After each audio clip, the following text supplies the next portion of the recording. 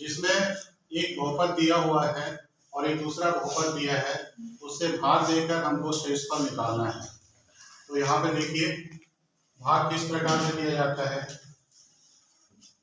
तो यहाँ पे कुछ शब्द हैं जैसे भाज्य। तो भाज्य है 4x की घात 3 धन 3x की घात 2 धन 2x ऋण 9। और भाजक है हमारा x ऋण 1।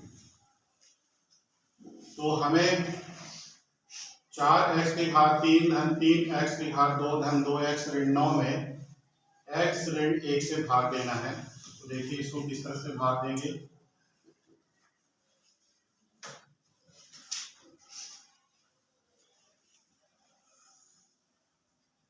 चार एक्स की घात 3 धन 3x की घात 2 धन 2x ऋण 9। हमने प्रश्न को लिख लिया है और भाग दे रहे हैं। तो सबसे पहले इसको ध्यान दीजिए कि यहाँ पे संख्या क्या है। तो यहाँ पे संख्या 4 है, मतलब इसमें हम क्या गुणा करें कि यहाँ पे 4 आ जाए। तो सीधा सीधा अर्थ है कि यहाँ पे हम 4 का गुणा करेंगे तो 4x हो जाएगा। अब यहाँ पे देखिए x का घात कितना है 3, तो हम इसमें क्या गुणा करें कि x का घात भी 3 हो जाए। तो x की घात 2। तो हमें सबसे पहले जब भी हम भाग देंगे तो हमको सामने वाला पद उसको देखना है कि वो क्या है और कितना गुणा करें कि वो सामने वाला पद पूरा का पूरा आ जाए। अगर धनात्मक है तो धन में चाहिए हमको, अगर ऋणात्मक है तो ऋण में चाहिए। तो यहाँ पे जो कि धनात्मक है और 4x की घात 2 का इसमें गुणा करेंगे तो 4x की घात 3 हमको मिल जाएगा। इस तरह से हम इसको गुणा करते हैं। तो 4x की घात 3 ऋण 4x की घात 2। अब इस पहले पद को हमको कैंसिल करना है। दोनों धनात्मक है तो हम इसको घटा लेते हैं। तो ऋण हो गया, ये धन हो गया। तो ये क्या हो गया, कैंसिल हो गया। अब यहाँ पे देखिए ये 3x की घात 2 है और यहाँ पे 4x की घात 2 है। दोनों धनात्मक हैं क्योंकि अभी इसका चिन्ह बदल चुका है, तो हमको इस पुराने चिन्ह से अब कोई मतलब नहीं। तो हम यहाँ पे देख रहे हैं कि ये 4x की घात 2 है और ये 3x की घात 2 है। दोनों धनात्मक है तो जुड़ जाएगा। ये 7x की घात 2। जैसे हम साधारण भाग देते हैं बिल्कुल उसी तरह से इसमें भी भाग देना है। अब यहाँ पे देखिए ये वाले पद को हम उतार रहे हैं। तो यहाँ पे लिखिए धन 2x।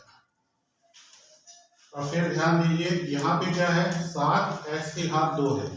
तो हमको यहाँ पे देखना है कि क्या चीज या किस चीज से हम गुणा करें कि यहाँ पे गुणा करने पे हमको 7x की घात 2 मिल जाए।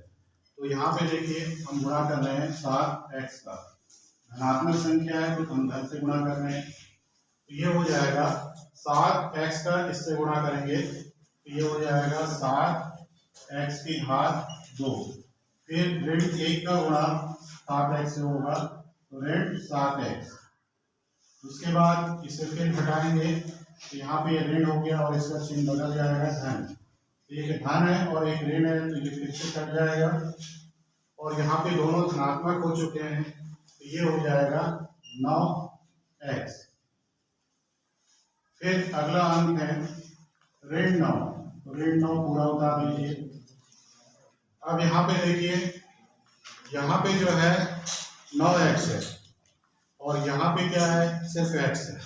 तो अगर 9 का गुणा करेंगे तो हमको 9x मिल जाएगा। तो इसलिए हम यहाँ पे धन 9 का गुणा करते हैं तो ये हो जाएगा 9x ऋण 9। अब इसको फिर घटाएंगे तो ऋण हो गया, ये ऋण से धन हो गया। तो यहाँ पे देखिए ये पूरा का पूरा कट जा रहा है, कैंसिल हो गया तो हमको शून्य प्राप्त हुआ।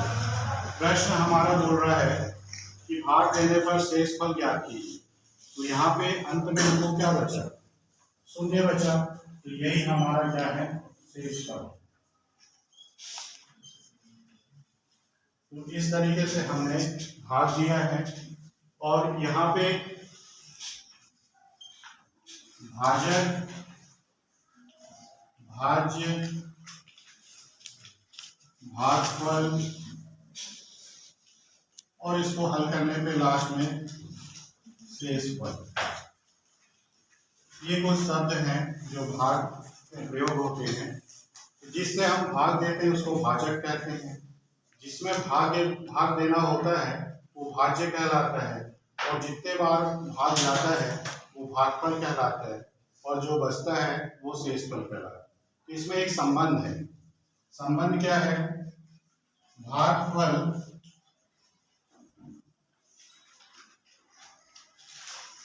शेषफल बटे भाजक बराबर भाज्य। ये एक संबंध है। इसको अगर और सिंपल किया जाए तो हमें जो मिलेगा वो इस प्रकार से मिलेगा, भागफल गुणित भाजक धन शेषफल बराबर भाज्य।